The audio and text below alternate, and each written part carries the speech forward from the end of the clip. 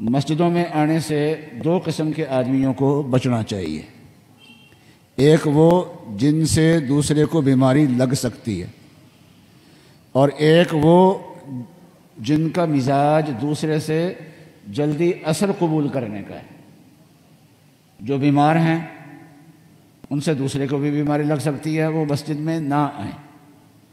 اسی طریقے سے جو دوسرے ملکوں سے آئے ہیں اور صحیح سالم حالت میں ابھی 14 دن ان کے نہیں گزرے، ان کو بھی کسی مجمع میں، مسجد میں کہیں بھی نہیں جانا چاہیے، بچنا چاہیے۔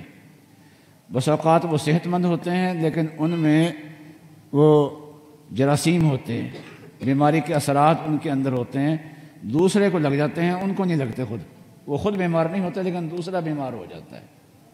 تو ایسے آدمی جو دوسروں کو متاثر کر سکتے ہیں، اور اس طریقے سے جو زیادہ بیمار ہیں، ضعیف ہیں، اور خدا نخواستہ اگر کوئی مجمع میں آدمی ایسا آ گیا تو اس کا اثر ان کی طبیعت جلدی قبول کر لے گی، کمزور ہیں، تو ایسے لوگوں کے لیے تو مسجد میں ویسے ہی آنا معاف ہے، پہلے ہی معاف ہے، اور اب بھی مسجد میں نہ آئیں تو وہ زیادہ بہتر ہوگا۔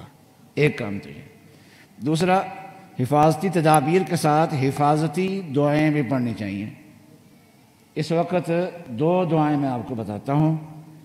ایک ہے بسم اللہ الذی لا یضر مع اسمہ شیء فی الارض ولا فی السماء وہو السمیع العلیم، ہر انسان کو آتی ہے،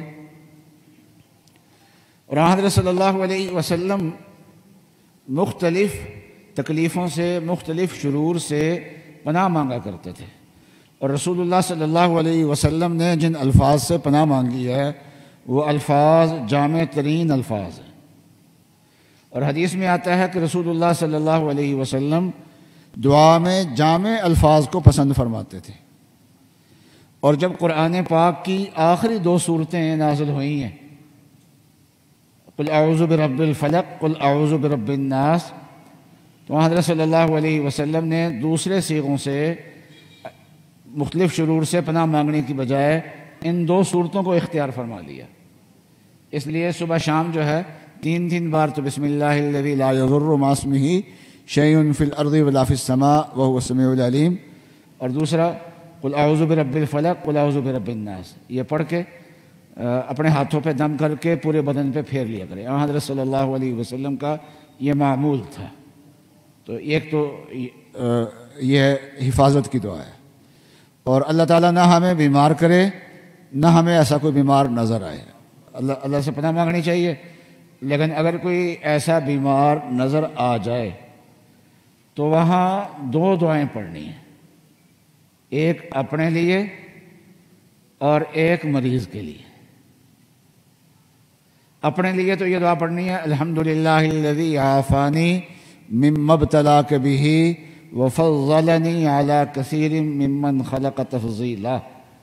تو یہ دعا پڑھے، اونچی آواز سے نہ پڑھے، دل میں پڑھ لے۔ تو بعض تابعین جو ہیں وہ آہستہ پڑھتے تھے تاکہ دوسروں کو تکلیف نہ ہو۔ اہل بیت کے امام جعفر صادق کے والد محمد باقر، تو امام حسین کے پوتے، وہ فرماتے ہیں کہ آہستہ آواز سے پڑھے تاکہ دوسرے کو، مریض کو سن کے تکلیف نہ پہنچے کہ یہ بیماری نہ ہونے پہ شکر کر رہا ہے، تو اللہ تعالیٰ کا شکر ادا کرے۔ یہ تو اپنے لیے ہے، اور بیمار کے لیے کیا کرے؟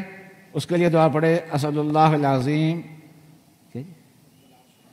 رب العرش العظیم ان یشفیک، اسأل اللہ العظیم رب العرش العظیم ان یشفیک، 7 بار اس کے سامنے یہ دعا پڑھ لے۔ اس کو یہ گویا اس کو دعا دینی ہے کہ میں رب عرش عظیم کے رب سے میں سوال کرتا ہوں کہ اللہ تعالیٰ تجھے شفا عطا فرمائے۔ تو اس طریقے سے 7 مرتبہ یہ دعا پڑھیں گے تو مریض کو اللہ تعالیٰ شفا عطا فرمائیں گے۔ یہ چند ایک باتیں میں نے آپ سے عرض کر دی ہیں، تو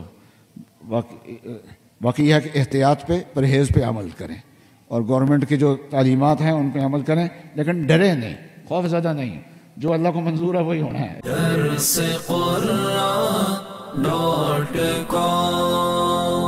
www.darsequran.com